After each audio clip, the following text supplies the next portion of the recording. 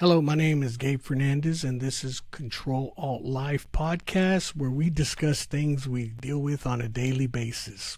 No politics.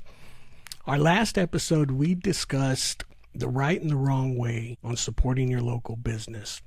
But today I want to discuss boundaries and how they can make or break a business. It doesn't really matter what size.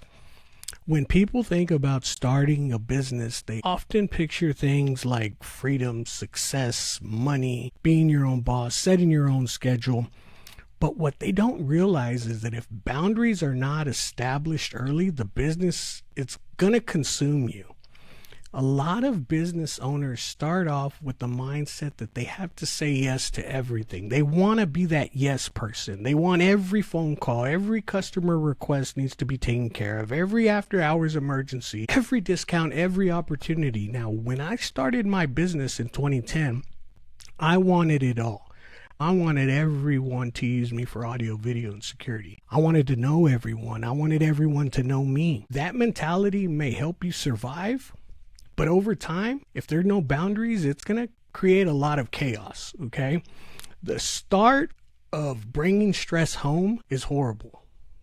You can never get away. You're a prisoner in your own life. You stop relaxing. You stop sleeping well. Your family starts to feel it. Your employees start to feel it. And the little bit of customers that you have been able to create, they eventually start to feel it too.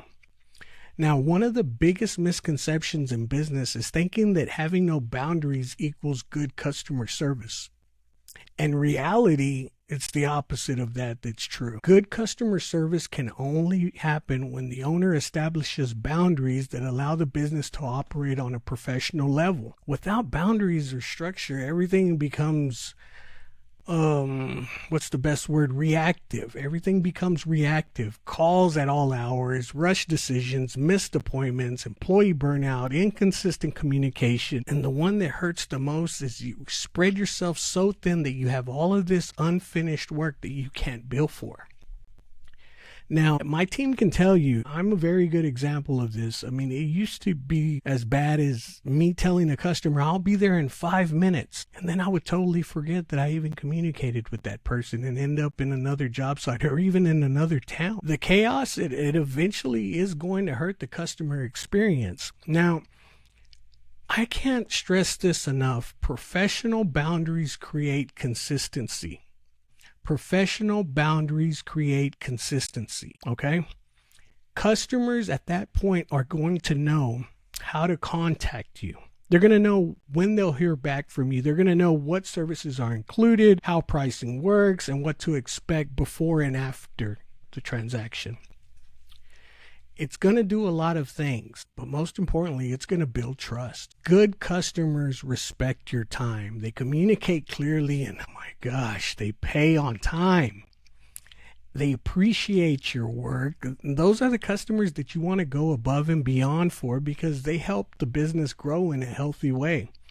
Now, difficult customers can drain your business if boundaries are not set. So some customers, they expect the free extras, constantly negotiate after the work is done, call at all hours, create unnecessary stress, and expect your business to revolve entirely around them.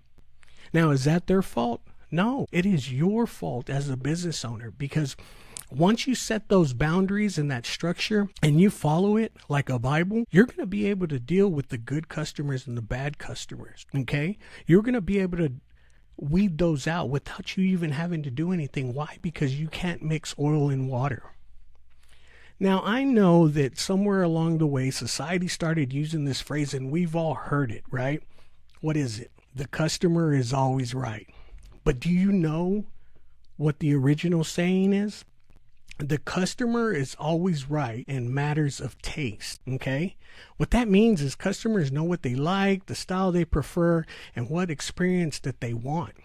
It was never meant to say the business should tolerate disrespect, abuse, or unrealistic expectations. A healthy business understands two things, and those two things can be true at the same time. Customers deserve respect, and a business or businesses deserve healthy boundaries too. Sometimes professionalism means saying no. And I'd rather do it this way. If a customer asks me to add something while I'm already out on the job, the best thing to say is that I'd be happy to help you, but any additional work outside of the original scope will need to be quoted separately. That is a different task. And that just keeps everything in line. And it's going to help you at the end. And I promise you, there's going to be some headaches that you're glad that you were able to avoid. Or say something like, we want to make sure to give your project the attention it deserves, so we'd rather schedule that properly so we don't have to rush the work. That's not bad customer service. That's called being a professional. That's called running a good business with boundaries. Another important thing business owners have to learn is that difficult customers often take time and energy away from good customers. If one customer constantly creates stress and chaos, they can consume time that should be spent improving the business or serving customers who actually value your work. Sometimes the most professional thing that a business owner can do is politely just walk away. Unhealthy business relationships are not good, okay? And I understand you're going to say, Gabe, but we need to keep the bills paid. Sometimes we do get a little bit desperate. But when those desperate times come, your boundaries are going to be your greatest asset. Because at the end of the day, protecting your peace, your employees, your reputation, and your system matters. Success is not just about building a profitable business. It's about building one that does not destroy your health, your family, your peace of mind, and your quality of life in the process. The truth is, discipline creates freedom, okay? Discipline creates freedom. The healthier the boundaries, the healthier the business usually becomes. And honestly, I think that this applies to life itself, not just in business. So, life is already hard, okay? Let's not make it more difficult. Let's learn to simplify things, because if we do better, things will get better. This is Control Alt Life Podcast. I'm Gabe Fernandez. Thank you guys for listening, and have a great day.